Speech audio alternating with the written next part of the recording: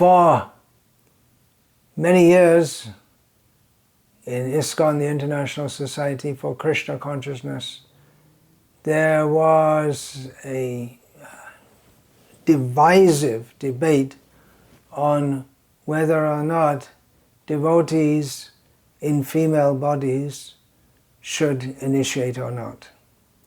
Well, the debate is more or less over now.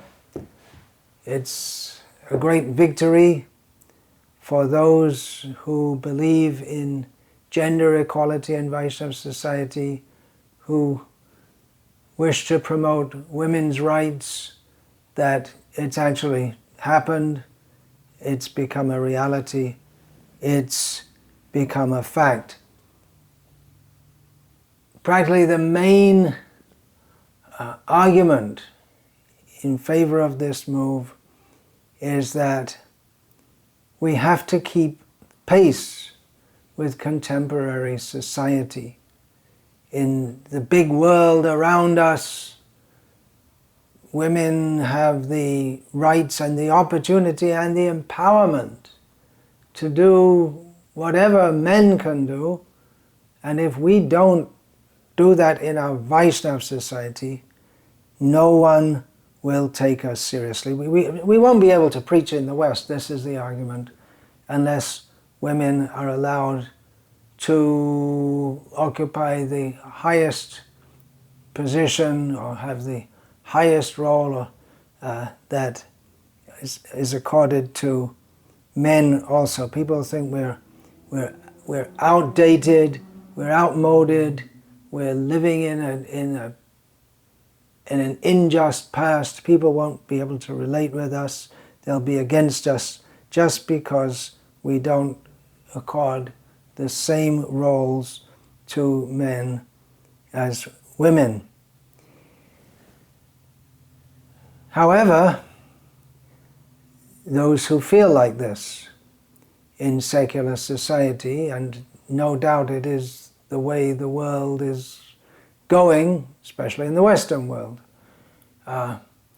they will be able to see if simply some token is given to women's entitlement. In other words, if there's only one woman guru and there are so many more men, they're going to say, hey, look, this isn't fair. You're still a very biased society.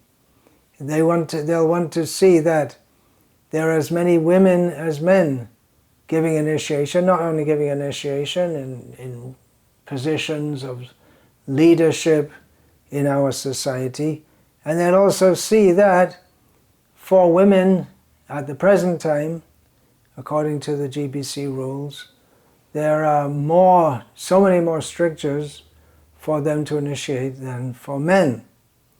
So we can expect that this granting of one devotee who's in a woman's body the permission to initiate, it's just the beginning. It will be seen unless and until there are equal rights in all respects for men and women, that we are simply discriminating wrongly. Why are there extra rules? Why are there not enough women?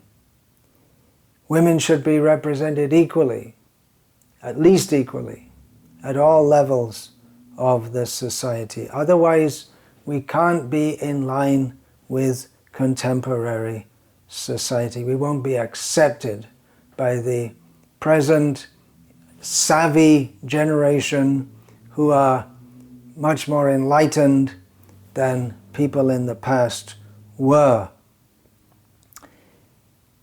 Of course, when we're talking about equality for all people without discrimination, the next question is going to arise, well, where are your gay gurus? Where are your transgender gurus? That's going to be the next push. They should also be empowered. Why discriminate against them? So we can expect that within Vaishnava society. That will be the next great push, that we have gay and transgender devotees in all levels up to and including Guru. Why should there be any discrimination against them just on the basis of their sexual preferences? Why any discrimination? There's a lot more needed to get Vaishnava society in line with contemporary society, which is, of course, the main goal of our society, is to be in line with contemporary society.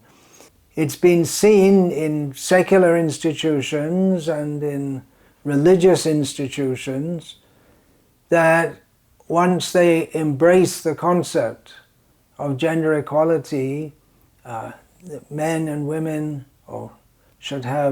there should be no discrimination between them, that the next thing is gay rights.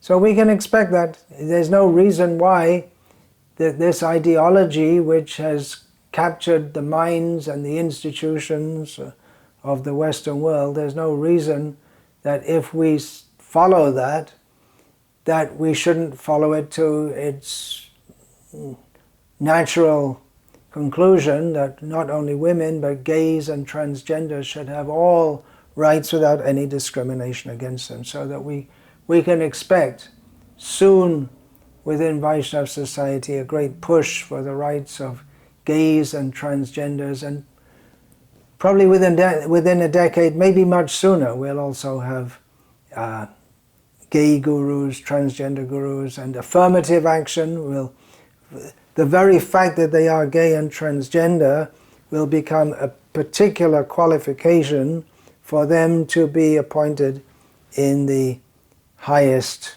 posts. Of course, in Vaishnava society, we're not supposed to be interested in high posts. We're supposed to be interested in becoming the servant of the servant of the servant.